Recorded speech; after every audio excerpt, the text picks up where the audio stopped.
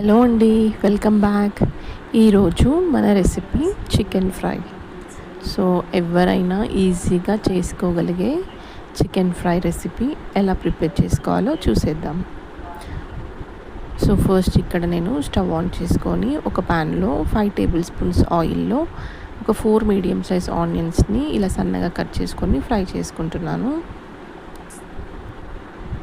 So ఇవి ఇలా కొద్దిగా ఫ్రై అయ్యాక దీంట్లోకి ఒక హాఫ్ టీ స్పూన్ పసుపు, ఒక 2 టేబుల్ స్పూన్స్ అల్లం వెల్లుల్లి పేస్ట్ వేసుకొని ఇదంతా పచ్చి వాసన పోయే వరకు ఫ్రై చేసుకోవాలి.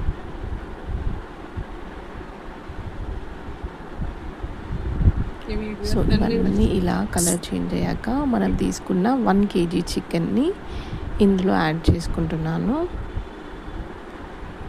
ఇదంతా వేసేసుకొని ఇదంతా ఒకేసారి కలిపేసుకుందాం.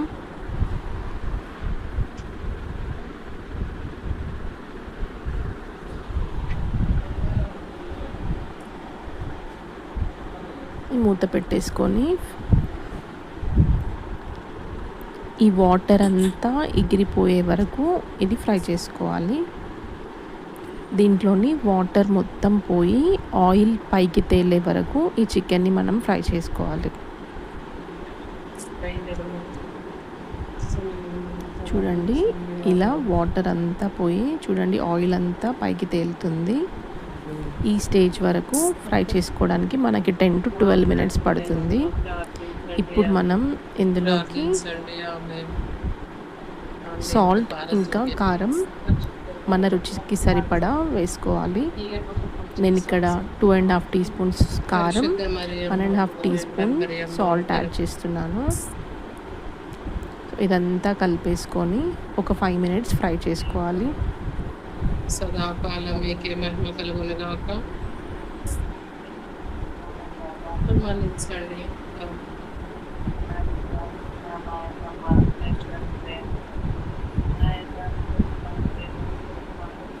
ఇప్పుడు ఇందులోకి ఒక 1 టీ స్పూన్ ధనియాల పొడి, ఒక half teaspoon garam masala వేసుకొని కలిపేసుకొని ఇంకొక 2 to 3 మినిట్స్ ఫ్రై చేసుకుందాం.